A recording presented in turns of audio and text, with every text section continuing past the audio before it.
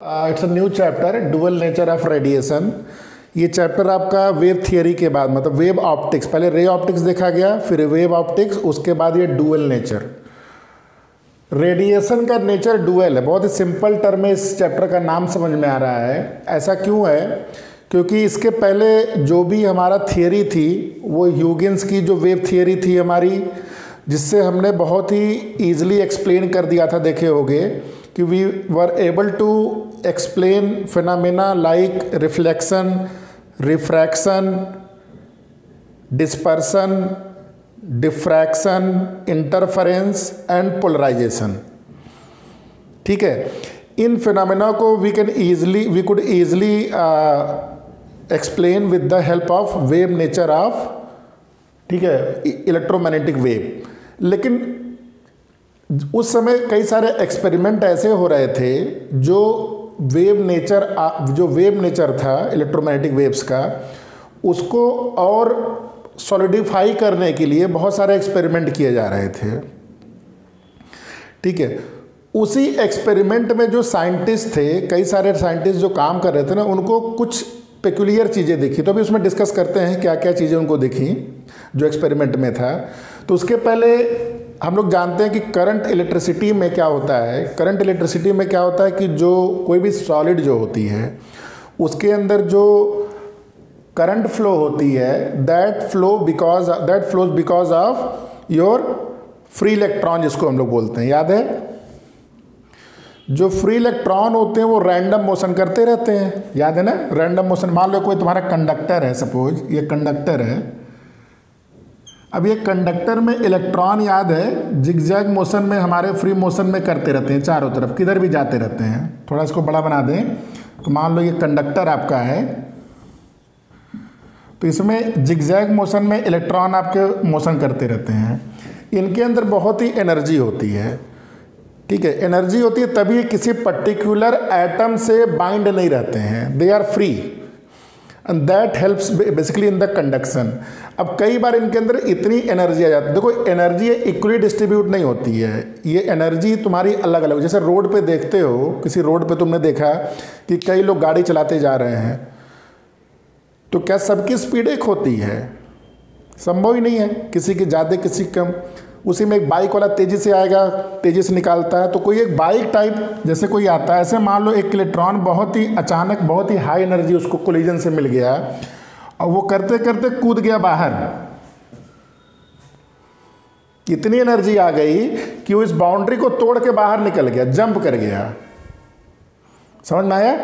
तो जंप कर गया मतलब इलेक्ट्रॉन एमिट हो गया, this is your electron emission. लेकिन जो ही इलेक्ट्रॉन बाहर गया, जानते हैं हम लोग इलेक्ट्रॉन, वो उस समय कई सारे एक्सपेरिमेंट किए गए जिससे ये पता किया गया कि इलेक्ट्रॉन क्या चीज़ है। देखो इलेक्ट्रॉन बहुत पहले नहीं, अभी 100 ईयर्स बैक ही ये सब पता किए गए हैं, 1895-96 के आसपास। तो उस समय पता चला जो पार्टिकल गया वो इलेक्ट्रॉन अगर कूद के गया है, जो माइनस चार्ज है, तो इमिडिएटली ये प्लस चार्ज यहाँ डेवलप हो जाता है। Is it clear? जो ही माइनस कूद के गया प्लस हो गया, तो जो ही इसका भाई कूद के गया ये तुरंत वापस बुलाएगा, भैया वापस आओ। क्यों? क्योंकि ये प्लस हो गया है। Because of electrostatic force it can not emit. तो ये नेचर में, ये नॉर्मली ऐसे हमारा सिस्टम मेंटेन किया गया है। ये क्लियर है हमको?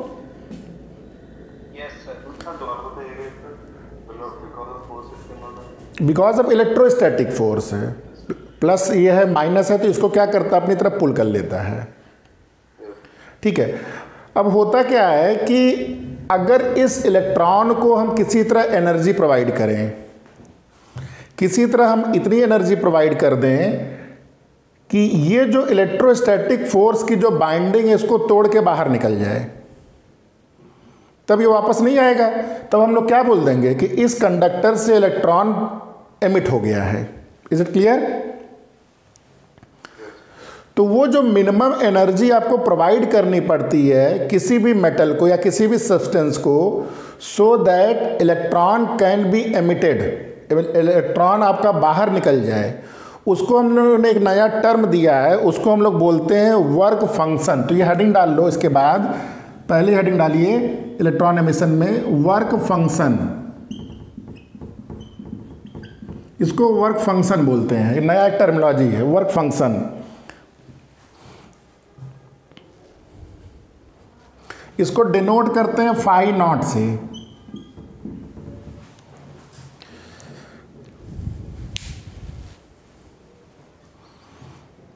ठीक है, तो ये जो इलेक्ट्रॉन एनर्जी लेके निकला है, अगर बहुत ही कम एनर्जी है तब तो इसको पुल कर लेगा। अब इसको तुमने एनर्जी दे दिया, तो अगर इलेक्ट्रॉन के पास एक सर्टेन एनर्जी आ जाए, एक थ्रेशोल्ड बोल सकते हो उसको, थ्रेशोल्ड वर्ड, थ्रेशोल्ड मैं वर्ड यूज कर रहा हूँ, थ्रेशोल्ड लिखते नहीं है, लिखते हैं वर्क फंक्शन है। तो एक minimum amount of energy suppose it gains because of any reason, जिससे ये एमिट हो जाता है। तो उसका डेफिनेशन लिख लो, a certain minimum amount of energy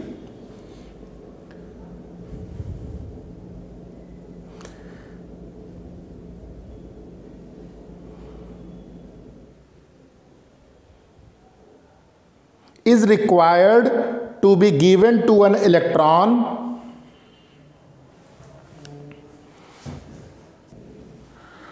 to pull it out from the surface of metal. This minimum energy, लिख लो, this minimum energy required by an electron to escape from the metal surface is called work function. It is generally, देखो ये phi not से denote करते हैं, और इसका जो unit होता है, देखो वैसे तो यूनिट होता है एनर्जी का जूल, हम लोग जानते हैं जूल, लेकिन ये एनर्जी बहुत ही कम होती है। तो इसको हम लोग इलेक्ट्रॉन की जो एनर्जी होती है उसको जनरली हम लोग इलेक्ट्रॉन वोल्ट में बोलते हैं। 1 इलेक्ट्रॉन वोल्ट तुम लोग जानते होगे मेरे ख्याल से 1.6 इंटू 10⁻19 जूल। इस एनर्जी को जनरली हम लोग किस में रिप्रेजेंट करते हैं, इलेक्ट्रॉन वोल्ट। ठीक है, तो आपके बुक में एक टेबल बनाई गई है, अगर आप लोग बुक देखेंगे, उस टेबल को मैं नहीं बना रहा हूँ, बस दो एक एग्जांपल दे रहा हूँ। जैसे पोटेशियम की जो वर्क फंक्शन होती है, पोटेशियम का जैसे 2.30 होता है, इलेक्ट्रॉन वोल्ट इधर है, इधर मटेरियल है, ये आपका मेटल है। पोटेशियम का 2.30, ठीक है। जैसे तुम नीचे जाते हो, जैसे कैल्शियम, कैल्शियम का 3.20, ये इसका वर्क फंक्शन है। उसके बाद लेड, पीबी, पीबी जानते हो आप लोग, लेड, लेड का है 4.25, इसका वर्क फंक्शन ज़्यादा है, क्योंकि इसका जो मॉलिक्यूल, इसका जो एटम है बड़ा एटम है, इसके पास ज़्यादा मतलब इसके न्यूक्लियस में ज़्यादा प्रोटॉन होते हैं, तो कोई इलेक्ट्रॉन अगर निकलने की कोशिश करेगा तो बेसिकली तुम्हें ज़्यादा एनर्जी चाहिए होगी। ऐसे ही और ऊपर जाओगे,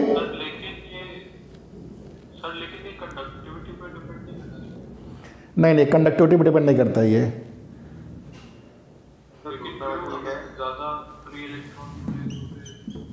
ज़्यादा से नहीं मतलब है, ज़्यादा फ्री इलेक्ट्रॉन से इसका कोई लेना देना नहीं है। जैसे जैसे ये बड़ा होता जाता है, देखो जैसे जैसे न्यूक्लियस बड़ा होता जाता है ना, समझो उसके पास प्रोटॉन ज़्यादा हो गए। जैसे पोटेशियम में कितना होता है तुम लोग को याद है, पोटेशियम 7 होता है क्या, नहीं 281 मेरे ख्याल से, तो सोडियम होता है 2881 होता होगा। ठीक है, तो जैसे जैसे तुम नीचे जा रहे हो, नहीं इसका भी रिलेशन नहीं बैठ रहा है। देखो सोडियम का 2.75, इसलिए मैं अभी कंक्लूड नहीं कर सकता हूँ ऐसे। अब ये नेचर आपका एक्सपेरिमेंटली निकाला गया है, ठीक है। सोडियम का ज़्यादा होता है कंपेयर टू पोटेशियम, बल्कि ऑर्बिट वाइज देखा जाए तो पोटेशियम थोड़ा दूर होता है, ठीक है। तो पोटेशियम में ऑर्बिट दूर हुआ तो ठीक है, उसको केमिस्ट्री से तुम समझ सकते हो, उसमें बहुत डिटेल में नहीं जाते हैं, let's not go into that detail. What I want to say कि हर एक मेटल का एक तुम्हारा वर्क फंक्शन होता है। बस हमारा अभी तक डिस्कशन यहीं तक लिमिटेड है। Is it clear? अब ये जो एनर्जी होती है, इसको मैंने बोला कई तरह से दे सकते हैं, तो उसको आप लिख लीजिए, there are 3 ways you can give this energy. पहला होता है थर्मियोनिक इमिशन, थर्मियोनिक,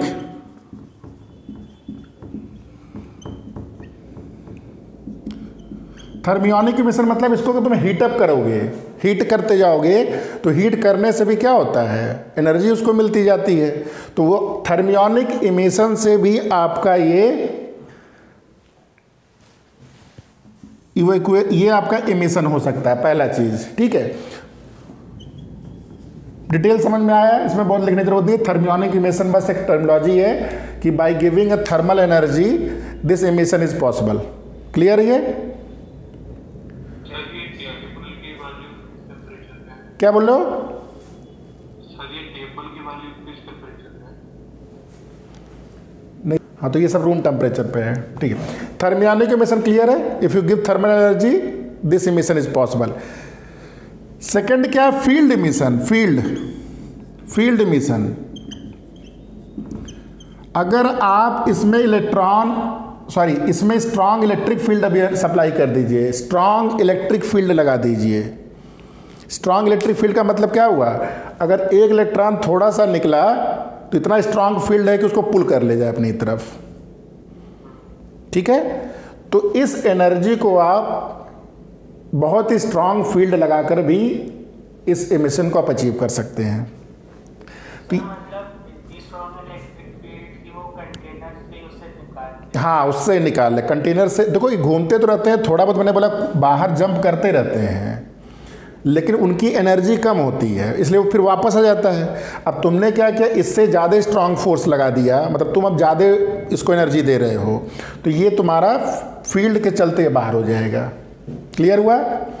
थर्ड जो होता है, जो हमारे सिलेबस में अब डिस्कस होगा ये डिटेल में, इसको बोलते हैं photo electric emission. Photo electric emission.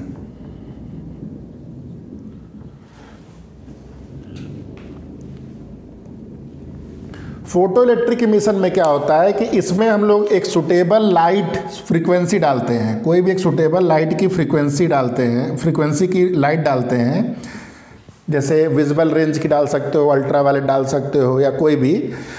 जब सुटेबल फ्रीक्वेंसी की जब लाइट या इलेक्ट्रोमैग्नेटिक वेव इस पे पड़ती है, तो इस केस में ये इलेक्ट्रॉन को एमिट कर सकती है, ये इलेक्ट्रॉन को एमिट करती है। मतलब this physical phenomena is possible because of supplying a frequency of lights, ठीक है। तो इस केस में जो इलेक्ट्रॉन निकलता है, इसको एक स्पेशल नाम दिया गया है। इस फिनोमेना में जो इलेक्ट्रॉन निकलता है, होता तो ये फ्री इलेक्ट्रॉन ही है, लेकिन इस केस में हम इसको बोलते हैं फोटो इलेक्ट्रॉन। लिख लो, फोटो इलेक्ट्रॉन, इसको हम लोग बोलते हैं फोटो इलेक्ट्रॉन। ठीक है, क्लियर हुआ यहां तक? ठीक है। तो फोटो इलेक्ट्रिक इफेक्ट जो मैंने बताया कि जब हम लोग वेव थियरी उस समय जो भी साइंटिस्ट काम कर रहे थे, तो उस थियरी को सॉलिडिफाई करने के लिए they are doing lot of experiment. Hertz का नाम तुम लोगों ने सुना होगा। हर्ट्ज तुम्हारा जो यूनिट होता है फ्रीक्वेंसी का, उन्हीं के नाम पे है। तो हर्ट्ज, उसके बाद हमारे इंडिया के शायद Jagadish Chandra Bose, they were credited to basically generate electromagnetic wave in laboratory. ठीक है, थोड़ा सा पिछले चैप्टर में रेफरेंस आया था। तो जब ये एक्सपेरिमेंट कर रहे थे, तो उसी एक्सपेरिमेंट में इन्होंने क्या देखा कि जब उसी मेटल में जब ये कोशिश कर रहे थे, अगर उस पर कहीं से लाइट पड़ रही है, एक्स्ट्रा लाइट, अब लाइट चाहे विजिबल रेंज की हो चाहे अल्ट्रा वायलेट हो, तो जो भी एक्सपेरिमेंट कर रहे थे उसमें इनको कुछ इन्हेंसमेंट दिख रहा था। मतलब जो करंट थी या जो तुम्हारा जो भी, मतलब जो एक्सपेरिमेंट कर रहे थे उसमें उनको कुछ चेंजेस दिख रहे थे। ठीक है, तो इसका मतलब उनको लगा कि ये लाइट के इल्यूमिनेशन से भी कुछ चेंज हो रहा है यहाँ पे। ठीक है, तो इन्होंने थोड़ा सा एक्सपेरिमेंट किया, ज़्यादातर इन्होंने फोकस किया अपना इलेक्ट्रोमैग्नेटिक को वेव को जनरेट करने में। इसके बाद हेल्वेच और लेनार्ड, इन लोगों ने बहुत ज़्यादा एक्सपेरिमेंट किया। ठीक है, बहुत ज़्यादा एक्सपेरिमेंट किया कई सारे कॉम्बिनेशन से, और उसके बाद इन्होंने पूरा कंक्लूड किया है कई चीज़ों को। तो उस एक्सपेरिमेंटल स्टडी को हम लोग अब पढ़ेंगे। ठीक है, तो कुछ एक्सपेरिमेंटल स्टडी उन्होंने जो किया था, जिस एक्सपेरिमेंट सेटअप को उन्होंने बना के किया था, वो एक्सपेरिमेंटल सेटअप मैं बना दे रहा हूँ, उसको बना दीजिए। उसके बाद फिर हम लोग उसको समझेंगे, इसके एस्पेक्ट को, कि कैसे इसको इन्होंने स्टडी किया था और कहाँ से फिर ये फोटो इलेक्ट्रिक इफेक्ट का तुम्हारा, यहाँ से तुम्हारा बेसिकली कहाँ से ये थियरी आई थी। ठीक है, तो इसको एक फिगर है।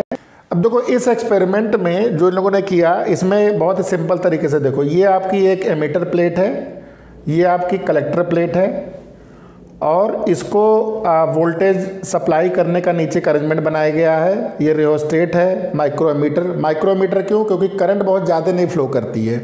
ये जो ट्यूब होती है, इसको हम लोग इवैक्यूएटेड, मतलब इवैक्यूएटेड ग्लास ट्यूब होता है ये। मतलब इसके अंदर प्रेशर बहुत ही कम होता है, बहुत ही कम, 0 पॉइंट कहीं लिखा है 0.00 समथिंग 1, ठीक है, बहुत ही कम प्रेशर होता है ये इसके अंदर। और यहाँ से हम वोल्टेज सप्लाई करते हैं। ये कम्यूटेटर है जो कि तुम्हारा पोटेंशियल को रिवर्स कर सकता है, प्लस माइनस, ठीक है। अब होता क्या है, अब उन्होंने बहुत एक्सपेरिमेंट किए, बहुत सारे मेटल के साथ किए, बहुत तरह की लाइट के साथ किए, विजिबल रेंज में भी अलग अलग कलर होते हैं, फिर नीचे जाओगे अल्ट्रा वायलेट में, low ultra violet, high ultra violet, ठीक है, नीचे चलते जाओगे एक्सरे सब। तो उन्होंने क्या नोटिस किया कि जब लाइट इस पर पड़ती है तो इनको इसमें करंट नोटिस होता है। अब हमेशा नहीं, जैसे मान लो कुछ ऐसा मेटल उन्होंने देखा कि जिसमें विजिबल रेंज की जब लाइट पड़ी तो उनको नहीं दिखा कोई करंट, लेकिन जो ही तुमने फ्रीक्वेंसी चेंज किया, मतलब फ्रीक्वेंसी को तुमने और बढ़ा दिया, अगर फ्रीक्वेंसी को, वेवलेंथ को और कम किया, तब उनको क्या दिखा, करंट दिख रही है। समझ में आया चीज़? तो इसका मतलब क्या हुआ कि इनको जब एक्सपेरिमेंट किए तो एक पर्टिकुलर फ्रीक्वेंसी के बाद ही उनको करंट दिख रही थी, एक पर्टिकुलर फ्रीक्वेंसी के बाद ही उनको करंट दिख रही थी। अच्छा, दूसरा चीज, एक होता है इंटेंसिटी। वेव थियरी में हम इंटेंसिटी की बात करते थे, इंटेंसिटी जो एनर्जी से रिलेटेड थी, याद है ना, I = E/एरिया। तो अगर जैसे तुमने एक टॉर्च जलाया है, एक टॉर्च या एक बल्ब है, तो अगर तुमने 2 बल्ब जला दिया तो इंटेंसिटी आपकी डबल हो जाती है, अगर इनकोहेरेंट सोर्स है। तो उन्होंने क्या देखा कि अगर मान लो इलेक्ट्रॉन एमिट नहीं हो रहा है, इंटेंसिटी आप बढ़ाते जाइए, एक बल्ब लगाइए, 2 लगाइए, 3 लगाइए, 4 लगाइए, तब भी उनको करंट नहीं दिख रही थी। तो क्या उन्होंने देखा कि अगर करंट नहीं निकल रही है, नहीं जा रही है, तो आप इंटेंसिटी बढ़ाते जाइए, उससे कोई फ़र्क नहीं होता है। ये बहुत बड़ा एक प्रॉब्लम हो गई, क्योंकि वेव थियरी को एक क्लियरली नेगलेक्ट कर रहा है। वेव थियरी क्या कहती थी, जैसे जैसे इंटेंसिटी बढ़ाते हो एनर्जी बढ़ती जाती है वेव की, क्योंकि एम्पलीट्यूड के स्क्वायर के बराबर हो जाता है वो। लेकिन यहाँ पे क्या हुआ, इंटेंसिटी अगर मान लो इलेक्ट्रॉन एमिट नहीं हो रहा है तो इंटेंसिटी का कोई फ़र्क नहीं। Is it clear? लेकिन और क्या देखा कि जैसे जैसे अगर मान लो एक पर्टिकुलर फ्रीक्वेंसी पे गए, तब उनको करंट दिखना शुरू हुई। तो उसको उन्होंने एक नाम दिया थ्रेशोल्ड फ्रीक्वेंसी। ये लिख लीजिए, थ्रेशोल्ड फ्रीक्वेंसी।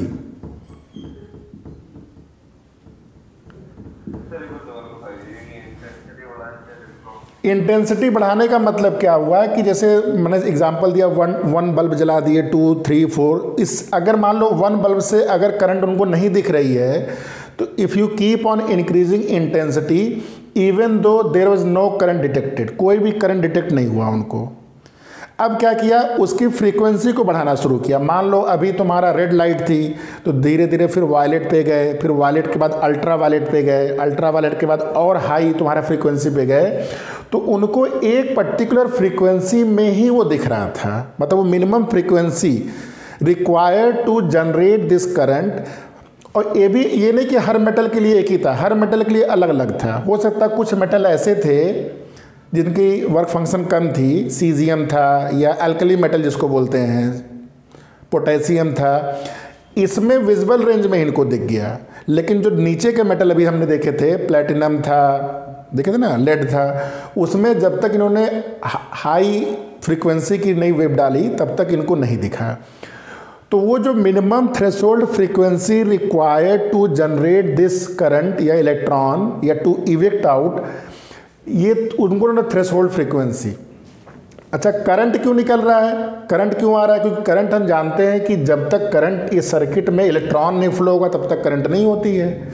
तो ये जो करंट जनरेट हो रहा है, यहाँ से करंट मतलब इलेक्ट्रॉन जंप करके निकल रहा है। यही इलेक्ट्रॉनिक, यही हमने अभी इलेक्ट्रॉन एमिशन में पढ़ा है कि there are 3 way to basically emit the electron. तो यानी कि यहाँ जो फोटो इलेक्ट्रिक एमिशन के चलते यहाँ का इलेक्ट्रॉन इजेक्ट हो रहा है, वो इजेक्ट यहाँ पे जंप करके पहुँच रहा है, और जैसे जैसे पहुँच रहा है तुम्हारा, वैसे वैसे तुमको करंट नोटिस हो रहा है। तो ये सर्किट कंप्लीट हो गई है आपकी। Is it clear? ये एक्सपेरिमेंटल सेटअप बहुत ही सिंपल है, लेकिन इसके ऑब्जर्वेशन बहुत ही अच्छे थे और बहुत ही इंपॉर्टेंट है। तो सबसे पहले थ्रेशोल्ड फ्रीक्वेंसी की एक लाइन चाहो तो लिख लो।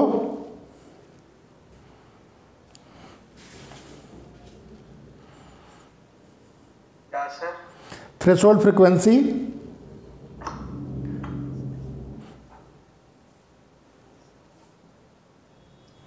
ठीक है, लिख लो। Basically minimum frequency required to eject out electron from the metal surface is known as minimum frequency of EM wave is required to eject out electron from the metal surface is known as threshold frequency. इसी में नीचे note करके लिख लेना, minimum frequency this threshold frequency depends on the nature of the material, मतलब अलग अलग material के लिए अलग अलग हो सकता है ये। Threshold frequency depends on the nature of the material of the emitter plate. Example लिख लो कि सम अल्कली मेटल, नाम लिख लो, alkali metal like lithium, sodium, potassium, ये सब अल्कली मेटल हैं शुरू में जो आते हैं।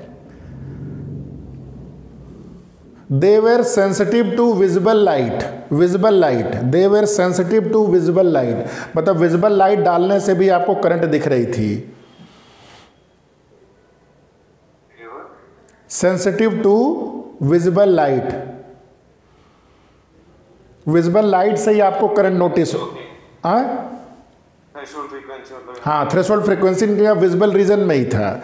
नेक्स्ट लाइन में लिख लो, certain metals like zinc, cadmium, magnesium, जिसके अंदर डबल आता है, 2 आते हैं इलेक्ट्रॉन में लास्ट में, +2, zinc, cadmium, magnesium responded only to ultraviolet light.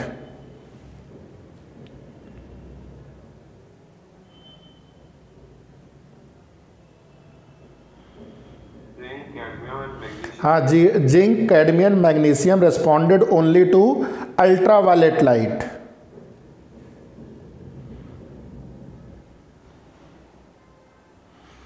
These substances known as photosensitive substances, जिस पे फोटो इलेक्ट्रॉन्स निकल सकते हैं, फोटो इमिशन होता है, ऐसे सब्सटेंसेस को फोटो सेंसिटिव सब्सटेंसेस। दी सब्सटेंस मतलब फोटो सेंसिटिव। देखो, फोटो सेंसिटिव का मतलब जो तुम्हारा विजिबल लाइट से देते हैं, लिख लो ब्रैकेट में, ओनली विजिबल लाइट, क्योंकि विजिबल लाइट से अगर तुम्हारा कोई चीज़ एमिट होने लगेगी तो उसको हम लोग फोटो सेंसिटिव बोलते हैं।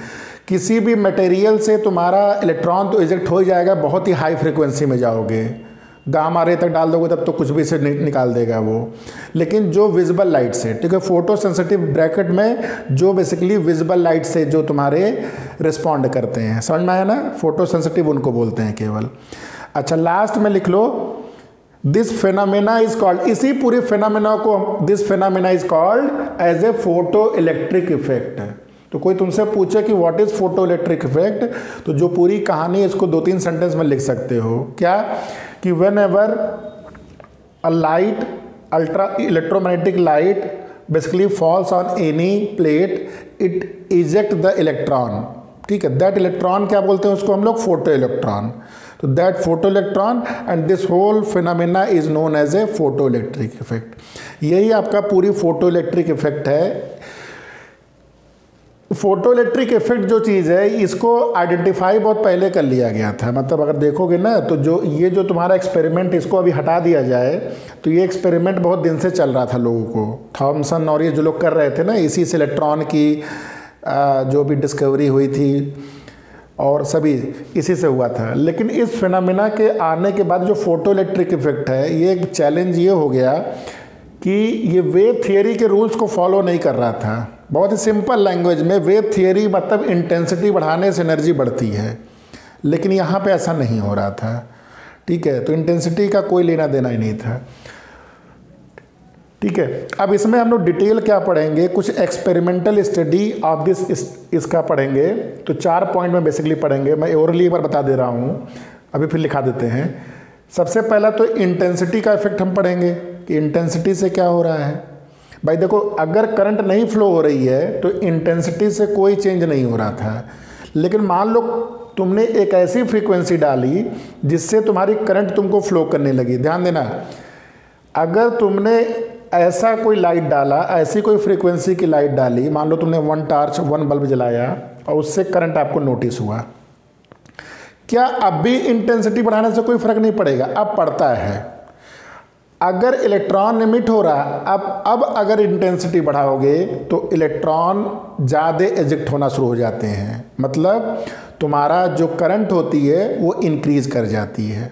ठीक है, तो सबसे पहले हेडिंग डालो experimental study of photo electric effect. उसमें पहली हेडिंग आप डालिए effect of intensity of light on photo current.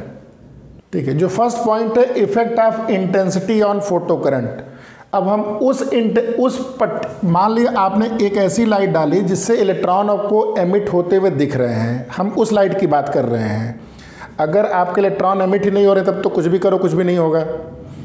ठीक है, तो जब अगर आपकी इंटेंसिटी आपकी ऐसा फ्रीक्वेंसी यूज़ किया गया जिससे आपको एमिशन दिखा, अब उसकी अगर इंटेंसिटी लाइट की आप इंक्रीज कर रहे हो तो ये आपका एक स्ट्रेट लाइन आता था, इसको बना लीजिएगा, ये स्ट्रेट लाइन है। मतलब जैसे जैसे आप इंटेंसिटी ऑफ लाइट यूज करते गए,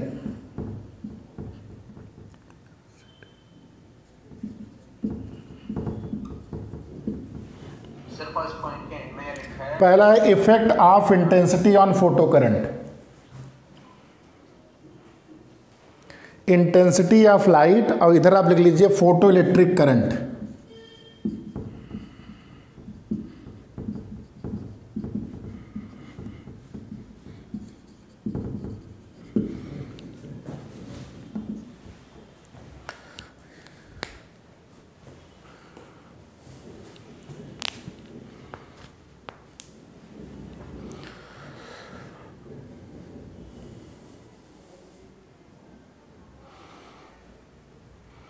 देखो इसको समझने के लिए ये चीज़ समझ में आई कि नहीं, मतलब जैसे जैसे आप इंटेंसिटी को आप बढ़ा दिए, जैसे जैसे मान लो 1 बल्ब से 2 बल्ब 3 बल्ब 4 बल्ब, तो पहले मान लो तुमने केवल एक बल्ब यूज़ किया तो आपको इस इंटेंसिटी के लिए आपको ये करंट नोटिस हुआ।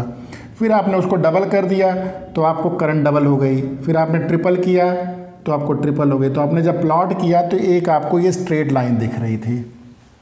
तो as you are increasing intensity of light your photoelectric current is increasing linearly.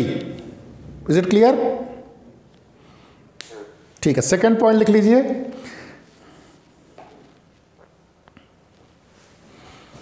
Effect of potential on photoelectric current.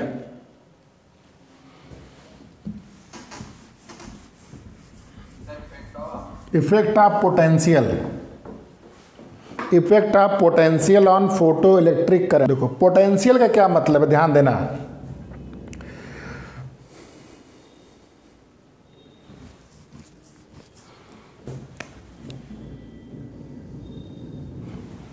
Effect of potential,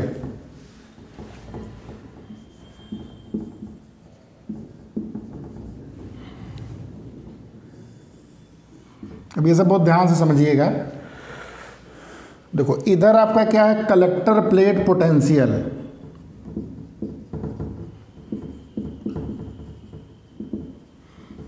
और इधर आपका क्या है, करंट है। ठीक है, फोटो करंट, ये आपका करंट आई।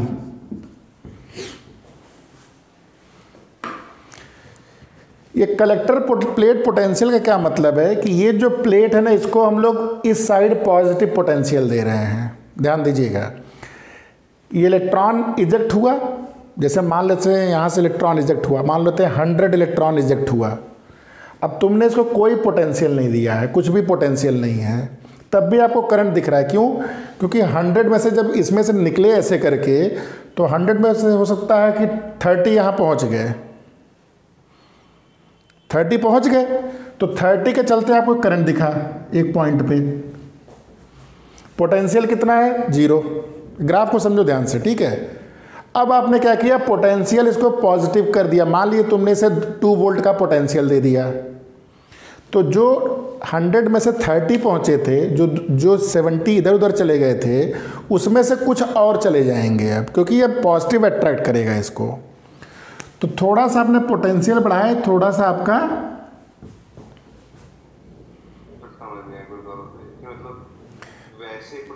नहीं नहीं, देखो देखो, मान लेते हैं शुरू में पोटेंशियल जीरो, अभी पोटेंशियल नहीं लगाए हो, बस सर्किट लेकिन अभी भी क्लोज्ड है आपकी, मतलब पोटेंशियल ये जीरो है, बैटरी आपकी ऑफ है। तो अगर एग्जांपल ले रहा हूँ, जैसे मान लेते हैं यहाँ से जब तुमने लाइट इस पर गिरी तो 100 इलेक्ट्रॉन इजेक्ट हुए, तो क्या 100 के 100 यहाँ पहुँच जाएंगे? इतने ओबीडियंट हैं, इतने तो हम भी नहीं हैं। तो मान लेते हैं 100 में से 30 पहुँच गया यहाँ पे, तो करंट आपको दिखेगी थोड़ी सी। हाँ तो सर जब पहुंचेंगे तो एक पोटेंशियल डिफरेंस अपने आप क्रिएट हो जाएगा। नहीं, पोटेंशियल डिफरेंस नहीं, ये सर्किट क्लोज होगी नहीं, तो करंट माइक्रोमीटर में करंट आपको नोटिस होगा, बहुत छोटा सा नोटिस। ये पोटेंशियल हम यहाँ से प्रोवाइड कर रहे हैं, एक्स्ट्रा पोटेंशियल।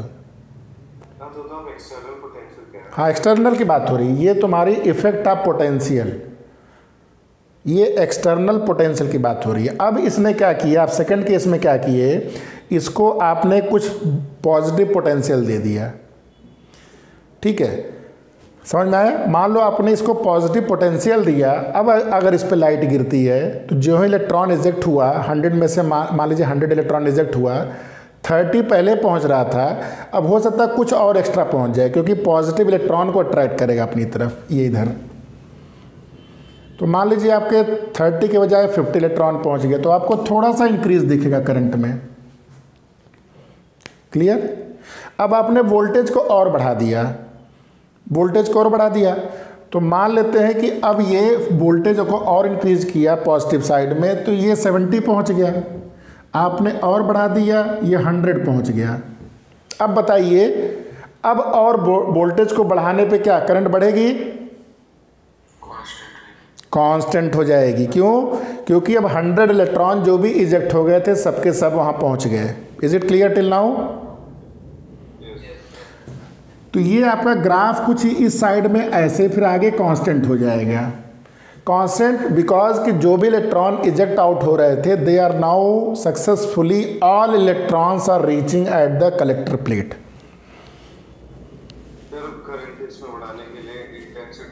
अभी इंटेंसिटी की बात नहीं कर रहा, अभी मैंने क्या किया, बस इंटेंसिटी फिक्स कर दिया है। एक लाइट, एक ट्यूबलाइट, उसकी इंटेंसिटी और फ्रीक्वेंसी कांस्टेंट है इस केस में, ठीक है। हर वेरिएबल अगर बदलने लगोगे एक साथ में तो गड़बड़ हो जाएगा, अभी एक एक करके। अभी तुमने क्या किया, एक ऐसा लाइट यूज़ किया जिस फ्रीक्वेंसी पे लाइट एमिट होती है, उसका आपने एक बल्ब जला दिया। तो बेसिकली अभी क्या है, इंटेंसिटी और फ्रीक्वेंसी में आपने कोई चेंज नहीं किया, तब मैं ये ग्राफ प्लॉट कर रहा हूँ। Is it clear? अच्छा, अब तुमने क्या किया, इसको स्लोली नेगेटिव पोटेंशियल देना शुरू किया। मान लो 0 पोटेंशियल था, 0 में 100 में से 30 इलेक्ट्रॉन पहुंच रहे थे, अब इसको -1 पोटेंशियल दे दिया गया। तो अब जो 100 में से 30 पहुंच रहे थे, अब 30 के 30 नहीं पहुंच पाएंगे, उसमें से कुछ को रिपेल कर सकता है। भाई देखो, जो इलेक्ट्रॉन एमिट हो रहे हैं 30 इलेक्ट्रॉन, 100 इलेक्ट्रॉन, सबकी एनर्जी बराबर नहीं होती है, कुछ की ज़्यादा होती है, कुछ की कम होती है, सब एक साथ एक ही एनर्जी लेके नहीं निकलेंगे। प्रोबेबिलिस्टिक थियरी होती है ना ये तुम्हारा, जैसे मैंने एग्जांपल दिया, रोड पे बोला जाता है 60 किलोमीटर पे चलिए, तो क्या हर आदमी 60 पे चलेगा? जब इलेक्ट्रॉन इजेक्ट हुआ तो कुछ ज़्यादा एनर्जी लेके निकलते हैं, कुछ कम।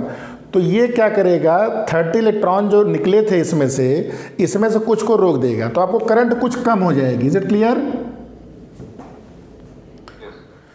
अब जैसे जैसे आप पोटेंशियल को नेगेटिव साइड में बढ़ाते जा रहे हैं, आपको करंट आपको रुकती जाएगी, और एक पोटेंशियल ऐसा आता है कि करंट आपको अब दिखेगी ही नहीं। इस पोटेंशियल को हम लोग स्टॉपिंग पोटेंशियल बोलते हैं, इसका एक नाम है, इसको लिख लीजिए, स्टॉपिंग पोटेंशियल।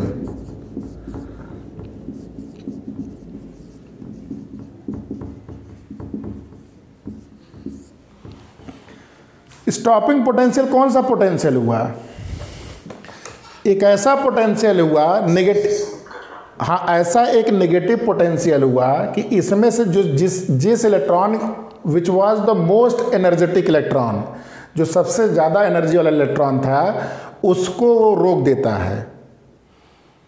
समझ में आया? मतलब ये आपका, हाँ, ये आपका जो मोस्ट एनर्जेटिक इलेक्ट्रॉन होता है उसको भी स्टॉप कर देता है। तो इसको आप डेफिनेशन लिख लीजिए एक लाइन में, मिनिमम नेगेटिव ब्रैकेट में रिटार्डिंग पोटेंशियल इसको वी नॉट लिखते हैं, V nought, V nought minimum negative retarding potential V not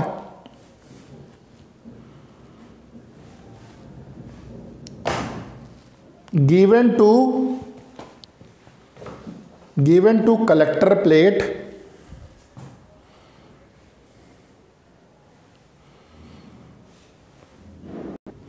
for which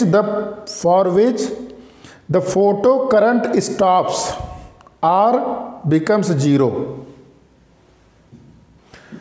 is called cut off potential और स्टॉपिंग पोटेंशियल। कट ऑफ भी बोलते हैं इसको, कट ऑफ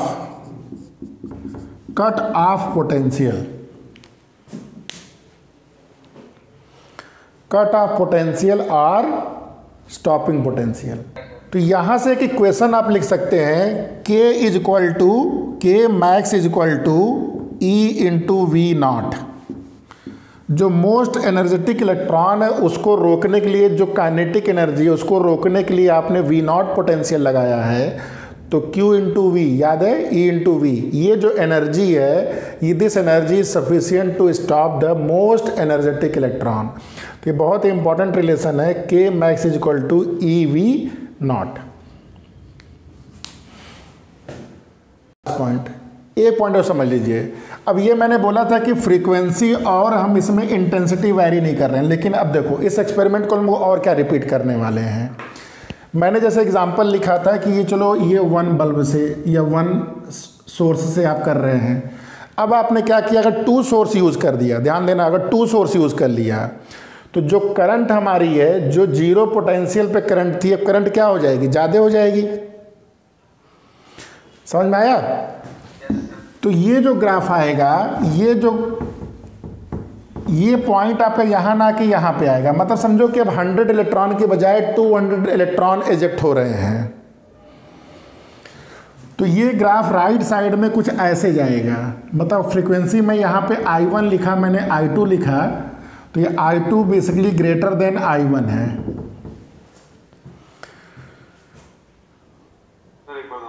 देखो अब तुमने क्या किया, इंटेंसिटी को वेरी किया। अब तुमने जैसे पहले एक बल्ब से, 1 बल्ब से तुमने पूरा एक्सपेरिमेंट कर लिया, प्लॉट कर लिया अच्छे से ग्राफ को।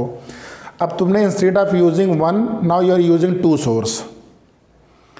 तो सपोज इन 1 सोर्स एग्जांपल में, जैसे suppose 100 electron were ejecting, now you will have 200 electron ejecting from the source. तो आपकी करंट बढ़ गई और सिमिलरली आगे। लेकिन इसमें देखो इसमें क्या हुआ, जब आप नेगेटिव साइड में लगाना शुरू किए तब नेगेटिव साइड में ये ग्राफ ऐसे आता है। ये ग्राफ आके एक ही पॉइंट पे रुकता है। इसका क्या मतलब हुआ कि जैसे जैसे आप नेगेटिव आते हो तो इंटेंसिटी आप कोई भी यूज करो, ये वी नॉट पोटेंशियल जो मैक्सिमम एनर्जी का जो इलेक्ट्रॉन एमिट हो रहा था उसको रोकने के लिए सफिशियंट है।